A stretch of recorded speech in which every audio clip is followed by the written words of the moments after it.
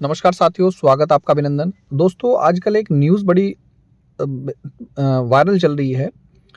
उसमें साफ-साफ लिखा है कि उत्तराखंड सरकार का बड़ा आदेश है कि संविदा और आउटसोर्सिंग से नियमित पदों पर तैनाती पर सख्त रोक लगाई गई है। ये मैं नहीं बोल रहा हूँ, ये है उप मुख्यमंत्री पुष्कर सिंह धामी जी का सख्त आदेश। तो अब जब हम इसकी जाँच पड़ताल करेंगे तो दोस्तों देखिए कई चीज़ें हमारे सामने आएगी, लेकिन हम भी कहीं न कहीं कन्फ्यूज़ में हैं कि ये सब क्या है। देखिए, सबसे पहले तो आप ये लाइन पढ़ेंगे, उत्तराखंड सरकार ने विभिन्न विभागों में, चाहे वो जितने भी सरकारी संस्थाएँ हों, वहाँ पर संविदा आउटसोर्स कर्मचारियों के माध्यम से जो नियमित पद हैं, उनको भरने पर सख्त रुख अपनाया है। शासन ने स्पष्ट कर दिया है कि विभागीय जो पद हैं, नियुक्ति केवल नियमित चयन प्रक्रिया के जरिए ही जारी होगी। अस्थायी या संविदा तैनाती या आउटसोर्सिंग अब नियमों के विपरीत मानी जाएगी। अपर सचिव गिरधारी सिंह रावत जी कहते हैं, और उनके द्वारा जो शासनादेश भी जारी हुआ कि नियमित पदों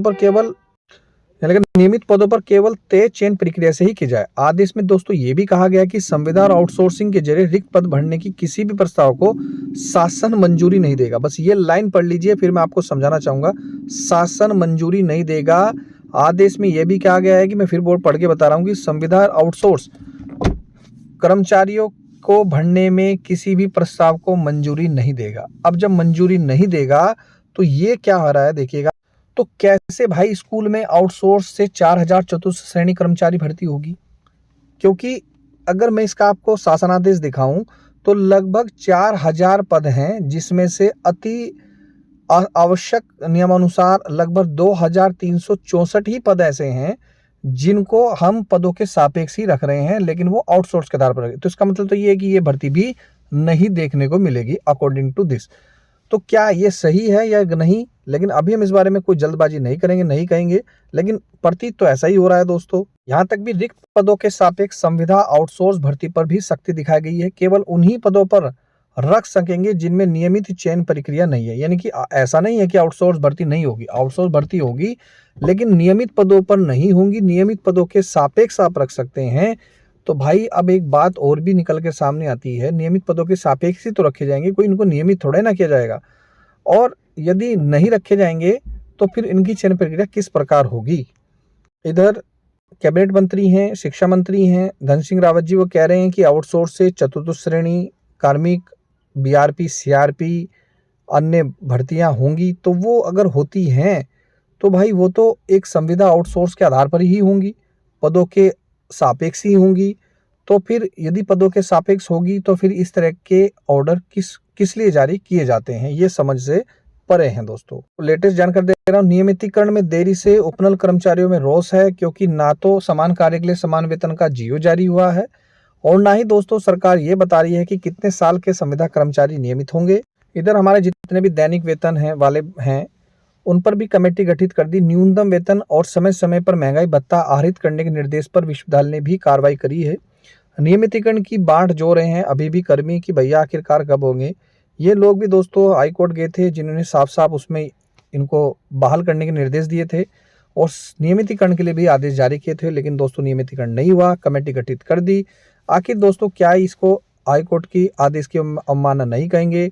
अगर अब मैं उपनल कर्मचारियों की बात करूं तो उपनल कर्मचारियों के मामले में भी हाईकोर्ट ने सख्त टिप्पणी दी है। अब उसमें भी दोस्तों साफ कहा है कि भाई समान कार्य के लिए समान वेतन दिया जाए और 10 साल के क्रम को नियमितीकरण दिया जाए। लेकिन क्या ऐसा संभव हो रहा है? दोस्तों एक और न्यूज दिखा रहा हूं यहाँ पर। पहले तो था कि भाई 12 साल वाले को समान कार्य के लिए समान वेतन मिलेगा, लेकिन एक न्यूज आ रही है कि उपनल के लगभग 8000 कर्मियों को समान कार्य के लिए समान वेतन मिलेगा, क्योंकि पहले चरण में 10 साल की सेवा पूरे कर चुके कर्मचारी अब इसके दायरे में आएंगे। यानी कि एक तरफ आप संविदा कर्मचारी को नियमित कर रहे हैं जिनको 10 साल की सेवा पूरी हो गई है, 4 दिसंबर 2008 वाले, और दूसरी तरफ आप कह रहे हैं कि उपनल कर्मचारियों को समान कार्य के लिए समान वेतन होगा। जबकि हाई कोर्ट का दोनों के लिए सख्त टिप्पणी थी, दोनों के लिए एक ही नियम थे। फिर दो अलग नियमावली, दो अलग अलग आदेश क्यों हैं? तीसरा, बेरोजगारों के लिए आप ये कह रहे हैं कि भैया नियमित पदों पर होंगे नियमित नियुक्ति, तो अगर इनको नियमित किया जाता है तो फिर वो किस आधार पर होगा? इधर दोस्तों कैबिनेट में प्रस्ताव न आने पर भी उपनल कर्मचारी दोस्तों नाराज हैं, क्योंकि अभी कैबिनेट की बैठक हुई थी दिसंबर में। उम्मीद थी सभी कर्मचारियों की कोई ना कोई हमारे फेवर में फैसला आएगा, लेकिन किसी प्रकार का कोई फैसला नहीं आया। तो कर्मचारी नाराज हैं, आक्रोशित हैं।